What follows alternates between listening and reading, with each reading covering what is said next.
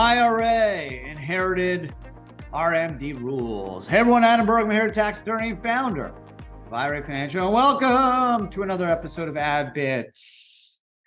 On today's podcast, I'm going to explain to you how the required minimum distribution rules work, if any, for Roth IRAs. And I'm going to talk about inheriting a Roth IRA from a spouse and then from a non-spouse, because there are a different set of rules that apply in each scenario. So before we get started, I'm just going to obviously explain to you what a Roth IRA is, how it works, and then we'll go into how the estate planning rules work if you are a beneficiary of a Roth IRA holder who is deceased. So Roth IRAs were created in 1997 by Senator Roth of Delaware. It's essentially an after-tax IRA, meaning you do not get a tax deduction for making the contribution. But so long as you're over the age of 59 and a half and the Roth's been open at least 5 years, everything you take out is tax-free. And you can take it out anytime you want. So that's the foundation of the Roth IRA distribution rules. But let's dive a little bit deeper into that. So in 2023, anyone with earned income, so anyone that has compensation for services or business income of at least $6,500 or $7,500 if they're over 50, can maximize their Roth IRA contributions. Now, generally, you need to have a certain income level to make Roth IRA contributions. So yeah, you need earned income, but if you make more than 228 married filed jointly or 153,000 single, you technically cannot make a Roth IRA contribution. Although, like everything in the tax code, there's exceptions. And the exception since 2010 is you can do what's called a backdoor Roth IRA, meaning you simply make an after-tax IRA contribution, do not take the tax deduction, and then just convert it to Roth. Even if you make 10 million or 100 million or $1 billion a year, above that 228 or 153 limitation, you still can do it.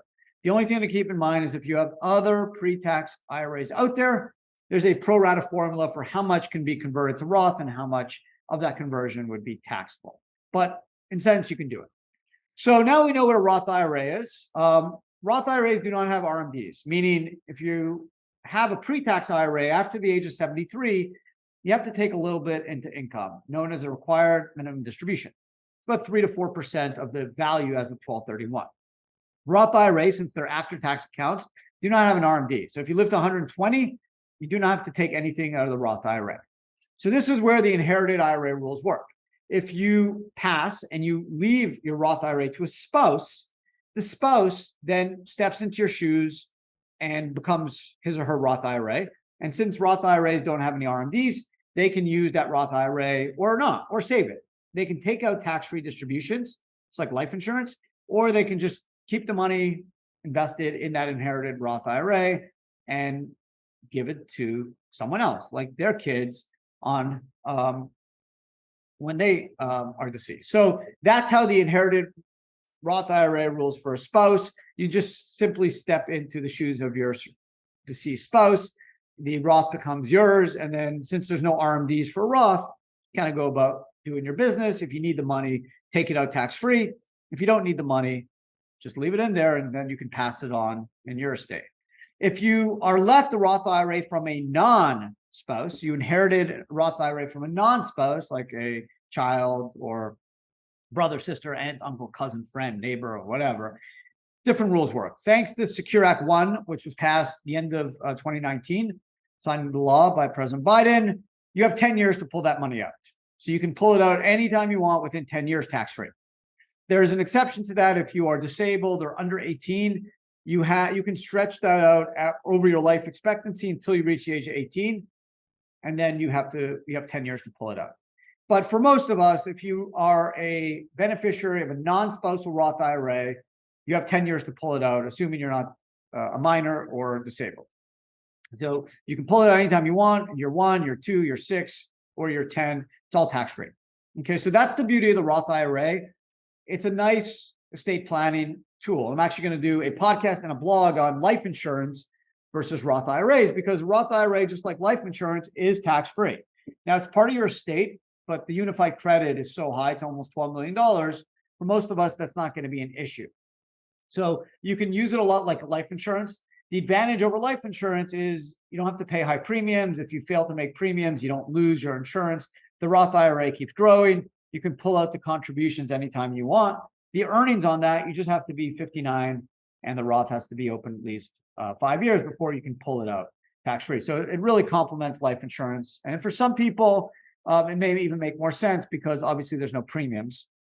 And if you fail to make a premium payment, you don't lose the insurance. Or if, let's say you have a 20-year term and you're living past that term, you don't lose all the premiums you paid. It's still in the Roth IRA. So very interesting subject. The Roth IRA is just super powerful tax planning, estate planning tool. And again, from an inherited standpoint, if you get it from a spouse, you just take over the Roth IRA. If you get it from a non-spouse, you have 10 years to pull it all out tax-free. And that's the beauty, it's tax-free.